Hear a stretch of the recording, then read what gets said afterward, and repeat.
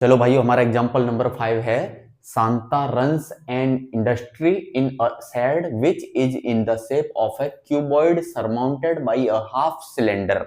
यानी एक इंडस्ट्री चल रही है, सांता चला रही है। और वो कैसे है इंडस्ट्री?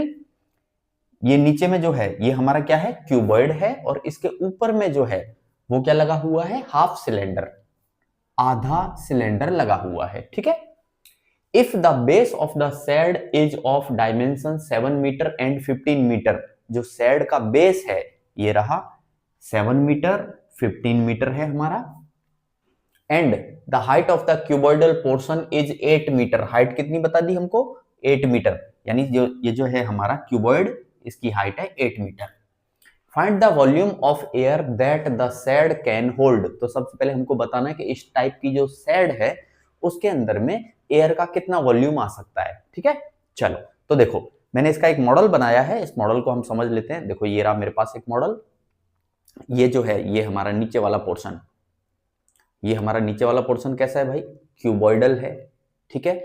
और ये जो ऊपर में मैंने लगाया है, ऊपर में देखोगे आप, ऊपर में क्या लगा हुआ है, surmounted by a half cylinder. तो ये मैंने आधा सिलेंडर लगाया हुआ है, आप देख सकते हो। ठीक है, आधा सिलेंडर है हमारा। ओके, चलो अब हम समझते हैं। तो सबसे पहले तो मुझे पता चल गया ये 7 है, ये 15 है, ये 8 है। तो ये जो नीचे में जो क्यूबॉइड है, ये मेरा जो क्यूबॉइड है, क्यूबॉइड, तो इसका वॉल्यूम निकाल लूं सबसे पहले। तो वॉल्यूम बराबर वॉल्यूम ऑफ क्यूबॉइड प्लस, अब क्या करूंगा, देखो ये आधा सिलेंडर भी तो लगा हुआ है, ये आधा पोर्शन सिलेंडर है कि नहीं है। ठीक है। अब इसका भी तो मुझे क्या निकालना पड़ेगा, वॉल्यूम लेना पड़ेगा, है ना। तो अब सिलेंडर का वॉल्यूम क्या होता है, तो वॉल्यूम ऑफ हाफ सिलेंडर। चलो भाई, अब वॉल्यूम ऑफ क्यूबॉइड क्या होता है, length into width into height, यही होता है ना।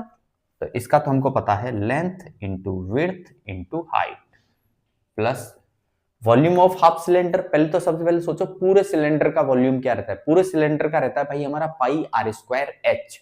क्या रहता है, पाई आर स्क्वायर एच। अब ऐसे समझ लो, जो ये 15 था ना, ये 15 जो है ये क्या हो गई, सिलेंडर की वन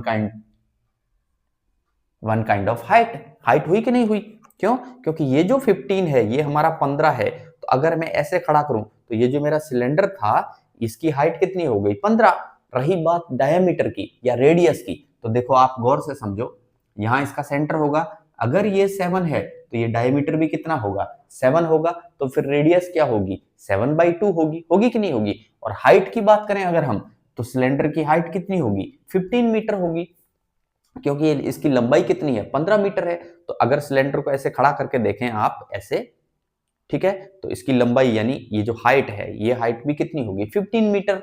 चलो भाई, तो वॉल्यूम ऑफ हाफ सिलेंडर क्या निकल के आएगा, 1/2 पाई आर स्क्वायर एच। चलो अब वैल्यू रख दो। लेंथ कितना है भाई हमारे पास, 15 मीटर, इंटू विड्थ कितना है 7, इंटू हाइट कितना है हमारा 8, प्लस 1/2 इंटू पाई की जगह 22/7, इंटू रेडियस का स्क्वायर। रेडियस कितनी बनेगी, देखो भाई ये डायमीटर 7 है तो रेडियस क्या होगी, रेडियस होगी हमारी 7/2 मीटर। ठीक है। तो रेडियस का स्क्वायर यानी 7/2 इंटू 7/2 इंटू एच। हाइट कितनी है, हाइट है हमारी 15, तो 15। और वॉल्यूम की यूनिट क्या होती है, देखो भाई पूरा क्वेश्चन मीटर में है तो मीटर क्यूब, मीटर क्यूब। चलो सॉल्व करो फटाफट। 15 इंटू 7 इंटू 8, 15 इंटू 7 इंटू 8, ये आएगा भाई 840, प्लस अब कुछ कट रहा है तो काट दो। ये 7 से ये 7 खत्म हुआ, 2 से 22 खत्म हुआ 11 टाइम। अब कुछ कट नहीं रहा तो मल्टीप्लाई कर देते हैं। तो 11 into 7 77, into 15 divide by 2 into 2 4। सो ये आएगा भाई 288.75, 288.75 मीटर क्यूब। अब इन दोनों को ऐड कर दो, ये आएगा आपका 1128.75 मीटर क्यूब।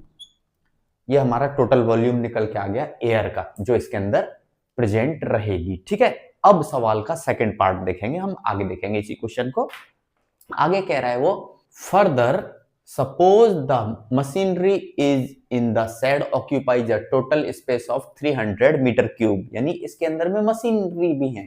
ठीक है, और मशीनरी कितना स्पेस ले रही है? 300 मीटर क्यूब स्पेस ले रही है। And there are 20 workers, 20 worker भी हैं, और एक worker each of whom occupy about 0.08 metre cube space. एक वर्कर कितना स्पेस ले रहा है? 0.08 मीटर क्यूब स्पेस ले रहा है on an average. Then how much air is in the shed. तो अब बताओ, अगर ऐसी सिचुएशन है तो फिर शेड का वॉल्यूम कितना है, या तो उसके अंदर में जो एयर है वो कितनी है।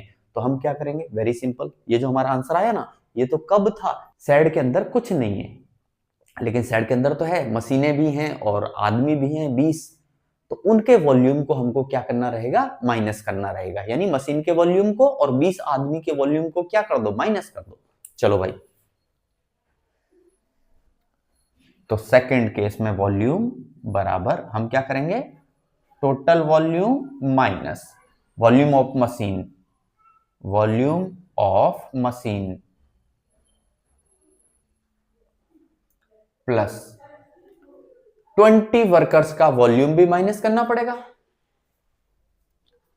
Volume of 20 workers. करेक्ट है। चलो भाई, तो टोटल वॉल्यूम तो हमको पता है 1128.75, 1128.75। अब इसमें से माइनस करना है। वॉल्यूम ऑफ मशीन्स कितना दिया है? 300 मीटर क्यूब। तो 300 प्लस दूसरा क्या माइनस करना पड़ेगा हमको? Volume of 20 workers. कैसे निकालेंगे? एक का मालूम है ना 0.08, तो मल्टीप्लाई कर दो 20 से, तो प्लस 20 इंटू 0.08, और आंसर वापस किस में आएगा भाई? मीटर क्यूब में। ठीक है, चलो जल्दी से मैं सॉल्व कर देता हूं।